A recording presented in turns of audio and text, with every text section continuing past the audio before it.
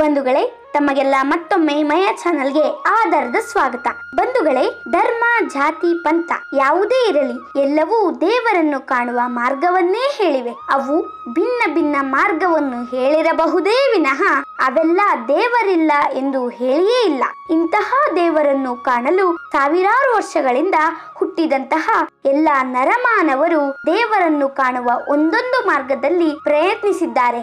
ಇಂದು ಆ ಪ್ರಯತ್ನ ನಡೆದೇ ಇದೆ. ಅಂತಹ ಪ್ರಯತ್ನಕ್ಕೆ ಒಂದು ಸುಲಭ ಮಾರ್ಗವನ್ನು ಒಬ್ಬ ದಾರ್ಶನಿಕರು ಜಗತ್ತಿಗೆ ತೋರಿಸಿದ್ದಾರೆ. ಅದೇನು, ಅದು ಹೇಗೆ ಎಂಬೆಲ್ಲ ವಿಷಯಗಳನ್ನು ನಿಮ್ಮ ಮುಂದೆ ಇಂದು ಹೇಳಲಿದ್ದೇವೆ. ದಯವಿಟ್ಟು ಕೊನೆ ತನಕ ನೋಡಿ. ತಾವು ಇನ್ನೂ ನಮ್ಮ ಮಯ ಚಾನಲ್ಗೆ ಸಬ್ಸ್ಕ್ರೈಬ್ ಆಗಿಲ್ಲವೆಂದರೆ ದಯವಿಟ್ಟು ಕೂಡಲೇ ಸಬ್ಸ್ಕ್ರೈಬ್ ಮಾಡಿ.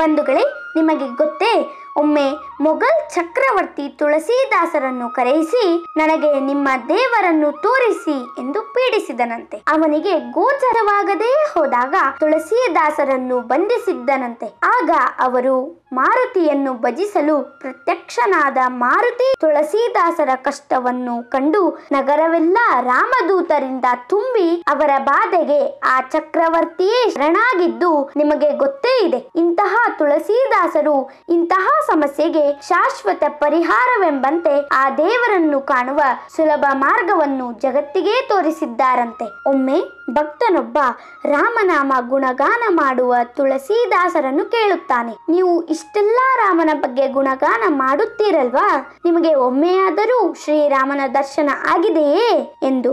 ಅದಕ್ಕೆ ತುಳಸೀದಾಸರು ಖಂಡಿತವಾಗಿಯೂ ಆಗಿದೆ ಎಂದು ಹೆಮ್ಮೆಯಿಂದ ಹೇಳುತ್ತಾರೆ. ಆಗ ಕುತೂಹಲದಿಂದ ಭಕ್ತನು, ಹಾಗಿದ್ದರೆ ನನಗೂ ಶ್ರೀರಾಮನ ದರ್ಶನ ಸಾಧ್ಯವಿದೆಯೇ ಎಂದು ಕೇಳುತ್ತಾನೆ. ತುಳಸೀದಾಸರು, ಯಾಕಿಲ್ಲ, ನಿನಗೂ ಶ್ರೀರಾಮನ ದರ್ಶನ ಸಾಧ್ಯವಿದೆ. ಅದು ಬಹಳ ಸುಲಭವಾಗಿಯೂ ಇದೆ. ನೀನು ಈ ಪ್ರಪಂಚದಲ್ಲಿ ಯಾವುದೇ ವ್ಯಕ್ತಿಯನ್ನಾದರೂ ನೋಡು, ಅಲ್ಲಿ ನಿನಗೆ ರಾಮನೇ ಕಾಣುತ್ತಾನೆ ಎನ್ನುತ್ತಾರೆ. ಭಕ್ತನಿಗೆ ಅರ್ಥವಾಗಲಿಲ್ಲ. ಬಿಡಿಸಿ ಹೇಳಿ ಸ್ವಾಮಿ ಎಂದು ವಿನಂತಿಸಿದ. ತುಳಸೀದಾಸರು ಹೇಳುತ್ತಾರೆ, ನೋಡು, ಅದಕ್ಕೊಂದು ಸುಲಭ ಸೂತ್ರವಿದೆ. ಈ ಪ್ರಪಂಚದಲ್ಲಿ ಯಾವುದೇ ವ್ಯಕ್ತಿಯ ಹೆಸರಿಗಾದರೂ ಸರಿ ಈ ಸೂತ್ರವನ್ನು ಅಳವಡಿಸಿದರೆ ಕೊನೆಯಲ್ಲಿ ನಿನಗೆ ರಾಮ ಸಿಗುತ್ತಾನೆ. ಭಕ್ತನಿಗೆ ಮತ್ತಷ್ಟು ಕುತೂಹಲ, ಅಚ್ಚರಿ, ಯಾವುದು ಆ ಸೂತ್ರ ಎಂದು ಕೇಳಿದ. ಆಗ ತುಳಸೀದಾಸರು ಹೇಳುತ್ತಾರೆ, ನಾಮ ಚತುರ್ಗುಣ ಪಂಚತತ್ವ ಮಿಲನ ತಾಸಾಂ ದ್ವಿಗುಣ ಪ್ರಮಾಣ ತುಳಸಿ ಅಷ್ಟ ಸೌಭಾಗ್ಯೇ ಅಂತಮೇ ಶೇಷ ರಾಮ ಹೀ ರಾಮ. ಇದರ ಪ್ರಕಾರ ಯಾವುದೇ ಹೆಸರಾದರೂ ಸರಿ ಅದರಲ್ಲಿರುವ ಅಕ್ಷರಗಳನ್ನು ಎಣಿಸಿ ಅದನ್ನು 4ರಿಂದ ಗುಣಿಸಿ ಬಂದ ಉತ್ತರಕ್ಕೆ 5 ಕೂಡಿಸಿ ಕೂಡಿಸಿದ ಮೊತ್ತವನ್ನು ದುಪ್ಪಟ್ಟು ಮಾಡಿ ಬಂದ ಉತ್ತರವನ್ನು 8ರಿಂದ ಭಾಗಿಸಿ ಭಾಗಲಬ್ಧ ಎಷ್ಟೇ ಇರಲಿ ಶೇಷ ಉಳಿಯುವುದು 2. ಆ 2 ಅಕ್ಷರಗಳು ಅದೇ ರಾಮ. ಬಂಧುಗಳೇ, ನಿಮಗಾಗಿ ಒಂದು ಉದಾಹರಣೆ. ನನ್ನ ತಂಗಿಯ ಹೆಸರು ಮಾನ್ಯ ಎಂದು ಇದ್ದದ್ದಕ್ಕೆ ಸೂತ್ರ ಅನ್ವಯಿಸಿ ತೋರಿಸುತ್ತೇನೆ ನೋಡಿ.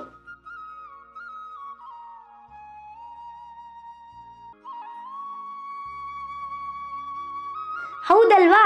ಹೆಸರು ಯಾವುದೇ ಇದ್ದರೂ, ಎಷ್ಟು ಅಕ್ಷರಗಳೇ ಇದ್ದರೂ ಕೊನೆಯಲ್ಲಿ ಉಳಿಯುವುದು 2 ಅಕ್ಷರ, ರಾಮ ಮಾತ್ರ. ಭಕ್ತನಿಗೆ ಬಹಳ ಖುಷಿಯಾಯಿತು. ತುಳಸೀದಾಸರು ಹೇಳಿದ ಸೂತ್ರದಲ್ಲಿನ ಸಂಖ್ಯೆಗಳ ಮತ್ತು ಗಣಿತ ಕ್ರಿಯೆಗಳ ಮಹತ್ವ ಏನು ಗೊತ್ತೇ?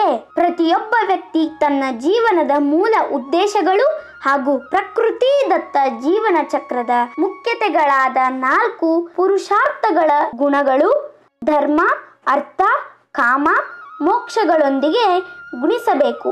ಗುಣಾತ್ಮಕ ಪುರುಷಾರ್ಥಗಳ ಸಾರ್ಥಕತೆಗಾಗಿ ಪಂಚತತ್ವಗಳಾದ ಭೂಮಿ, ನೀರು, ಅಗ್ನಿ, ವಾಯು, ಆಕಾಶಗಳೊಂದಿಗೆ ಬೆರೆತು ಸಾಧಿಸಬೇಕು. ಪುಣ್ಯವನ್ನು ಸಂಗ್ರಹಿಸಬೇಕು. ಪ್ರಕೃತಿಯ ಪ್ರತಿ ಕಣ, ಜೀವ ಮತ್ತು ಜೀವಗಳೊಂದಿಗೆ ಬೆರೆತಿರುವ ಮಾಯೆ ಮತ್ತು ಅದರ ಸೃಷ್ಟಿಕರ್ತ ಬ್ರಹ್ಮನೊಂದಿಗೆ ಆಸ್ತಿಕ ಭಾವನೆಯೊಂದಿಗೆ ಕಲೆತು ವೈದಿಕ ಆಚರಣೆಗಳೊಂದಿಗೆ ಪುಣ್ಯವನ್ನು ದ್ವಿಗುಣಗೊಳಿಸಿಕೊಳ್ಳಬೇಕು. ಹೀಗೆ ಗಳಿಸಿಕೊಳ್ಳಲಾಗುವ ಪುಣ್ಯ ಮತ್ತು ಸಾಮರ್ಥ್ಯಗಳು ಜೀವಿತಾವಧಿಯಲ್ಲೇ ಮನುಷ್ಯನ ಅಷ್ಟ ಸೌಭಾಗ್ಯಗಳಾದ ಅನ್ನ, ಅರ್ಥ, ಪ್ರಭುತ್ವ, ಯೌವನ, ವೈಭವ, ಗೃಹ ಮತ್ತು ಆಭರಣಗಳನ್ನು ಗಳಿಸಿಕೊಳ್ಳುವಲ್ಲಿ, ಅನುಭವಿಸುವಲ್ಲಿ, ಲೋಭದಲ್ಲಿ ಭಾಗಿಸಿ ಕಳೆದುಕೊಳ್ಳುತ್ತೇವೆ. ಹಾಗೆ ಕಳೆದುಕೊಂಡ ಎಲ್ಲಾ ಪುಣ್ಯಗಳ ಅಂತಿಮ ಶೇಷವೇ ಎರಡಕ್ಷರದ ಆತ್ಮ. ಅದುವೇ ಪರಮಾತ್ಮನ ಅಂಶವು, ಅದರ ಹೆಸರೇ ರಾಮ. ಜೀವನದ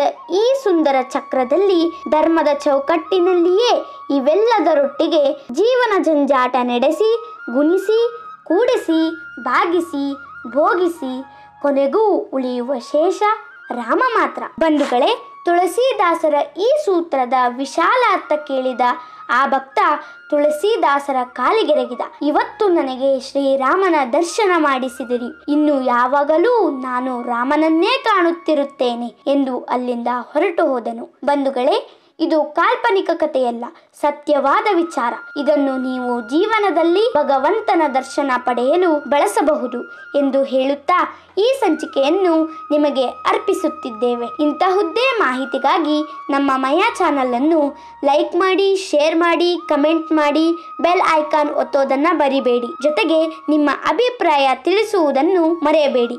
ಧನ್ಯವಾದಗಳು.